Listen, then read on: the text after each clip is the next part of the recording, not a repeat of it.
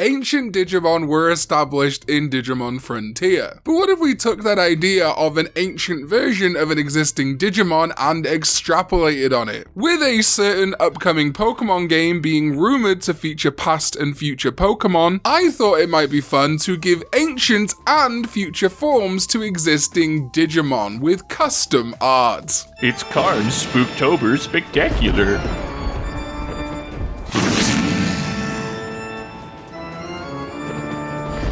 What is up, digital creatures? My name is Karn EX and I have the flu, a cold. I don't know what's wrong with me.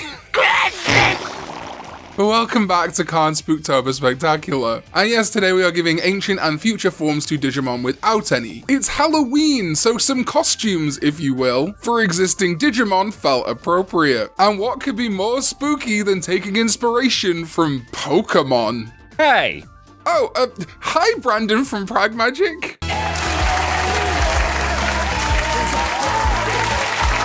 What were you just saying about Pokemon? I was saying that I think that Digimon and Pokemon swapping gimmicks like Halloween costumes would be amazing. Just like I think you're amazing, buddy. And did I mention you're my favorite Poketuber? You know what? I'll take it. And maybe over on my channel we could, I don't know, give Pokemon Digimon armors? I mean... Excellent, so let's begin with Wizardmon and Witchmon, who I commissioned Dry to give future variants to. Wizardmon and Witchmon are heavily associated with Witchelney, the V-Pet world of another Bandai property, Magical Witches, which ended up crossing over into the world of Digimon. But there's that old adage about magic just being technology that is so advanced we can't recognize it. So what would happen to a Wizardmon and Witchmon that spent decades in the digital world? Well, we may get Cyber Wizardmon and Cyber Witchmon, with an extra special Cyber Sorcerymon that Dry also included. For Cyber Wizardmon and Cyber Sorcerymon, Dry crafted a bit of his own lore, saying that in a future where cyberspaces like Eden are accessible to both humans and Digimon, those originally from Witchelney adapted their high-level programming type of sorcery, in order to hack and manipulate the program as they please. The Cloud drones are the conduit for their malicious code. Cyber Wizardmon's Thunder Cloud is capable of short-circuiting any electronics it has access to, causing malfunctions and blackouts. And Cyber Sorcerymon's Crystal Cloud overrides random access memory, freezing entire servers. Then for Cyber Witchmon, Dry said it wishes to gain a bigger following than its rival Cyber Wizardmon. In order to achieve that, this Digimon turned its control of water and jet streams into live streams. With the help of its electronic vacuum robot nicknamed Ballaluna and its knowledge of a high-level programming language, Cyber Witchmon hijacks online communications in order to broadcast itself and gain more adoring fans who could maybe subscribe using Witch Prime? While we're in the realm of Witchelney, we have a couple of Digimon who actually crossed over from the digital world to Witchelney, one of which may be Medieval Gallantmon. Either way, some guy 944 and I agreed that it would be very fun to see what if other members of the Royal Knights, like Gallantmon, got similar Witchelney forms. So that led to the creation of Medieval UlforceVeedramon. Just like Medieval Gallantmon, Medieval UlforceVeedramon has armor crafted from sorcery and is a wind vortex warrior, assisting its friend to defend Witchelney. On more of a design level than a lore level, I think you could consider Medieval Gallantmon the Lancer of the party, sort of a Sid or Kain from Final Fantasy. So Medieval UlforceVeedramon would be the fighter. Your Cloud, Titus, or perhaps most clearly in parallel, your Cecil. The two working towards similar goals, but perhaps in opposition at times. Now we also understand there are a good 11 more Royal Knights to see, so if you'd like to see this concept explored further in a future video, let us know. And hey, it is always great to get sponsors for this video, which means we can afford to hire the wonderful artists you see in them, and that is why, of course, this video is sponsored by,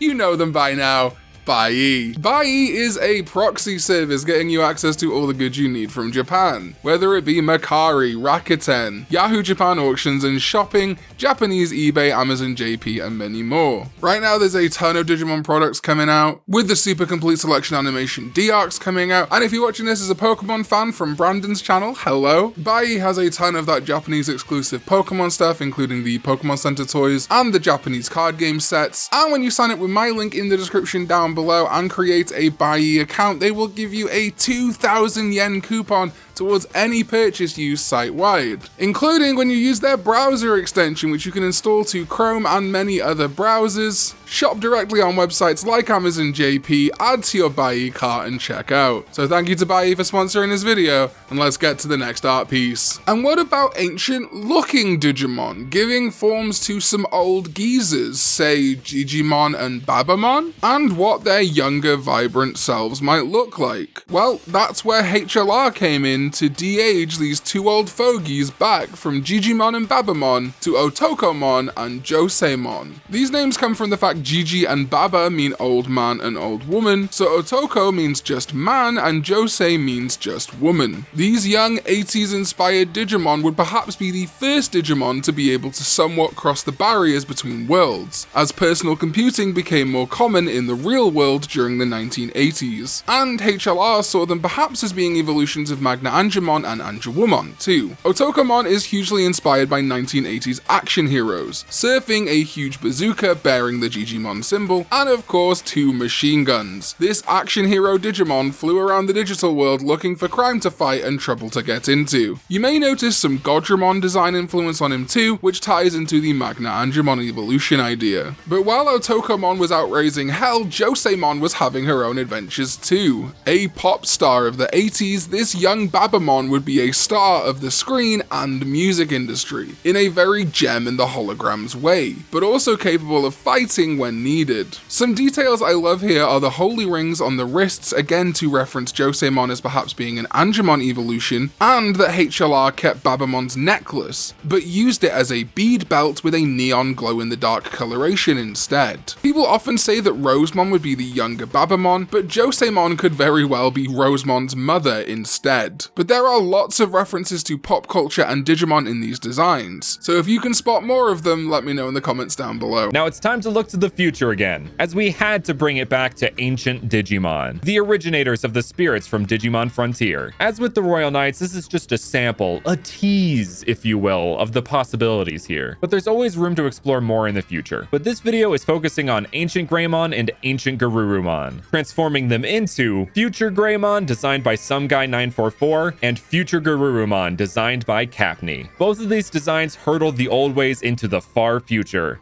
what perhaps all Greymon and Garurumon species might be heading towards, not just AncientGreymon and AncientGarurumon. For Future Greymon, some guy 944 took heavy inspiration from Mecha, creating a futuristic Greymon species that combines strong elements from AncientGreymon with some familiar concepts of others of the species, including Shine Greymon and even Blitz Greymon. The digicode on its arm translates to Fire 01, and this futuristic dinosaur is certainly fire, capable of generating intense flames from its flamethrower arm and flying across the battlefield to deliver devastating blows with its other arm. Then is Future Garurumon, and again, Capney took all Garurumon on board to create this, with AncientGarurumon acting as the progenitor, which you can easily recognize in the form and design inclusions. The body is very clearly Metal Garurumon inspired, which we felt made sense as Metal Garurumon already felt like perhaps one of the most advanced Garurumon species. However, a lot of this design also takes cues from AncientGarurumon, with the 2 claymores now becoming robotic hard light blades emerging from the back that can pierce even the hardest of Digizoid, and these smaller wheels at the base of the paw,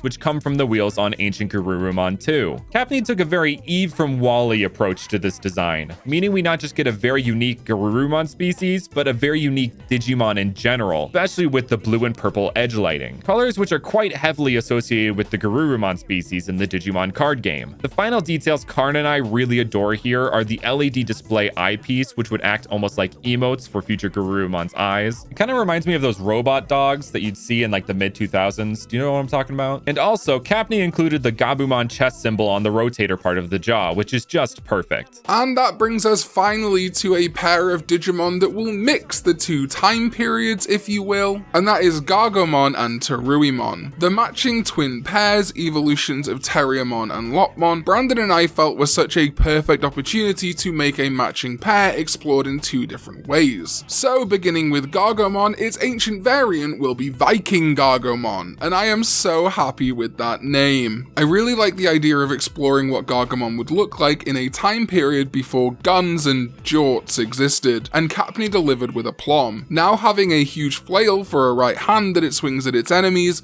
Viking Gargomon is equally defensive with its shield hand, that even has the little interior part from regular Gargomon's gun. Top to bottom, Viking Gargomon to me is an embodiment of this whole video's concept, and I just cannot get over how great his little braided beard and horned helmet are, making this ancient Digimon feel fresh, but also true to Gargomon. I also think how wild Gargomon was in Tamers would really translate well to Viking Gargomon. In a sort of Viking raiding party, he'd be a feisty warrior. And while Viking Gargomon is a blast from the past, Capney is going to be taking Turuiemon back to the future with this form. In our artists group chat, we took far longer than I'd like to admit thinking of names for this cyborg rabbit ninja, from Smart Turuiemon to Robo Turuiemon, before it finally hit me. This is Futuruiemon. Come on.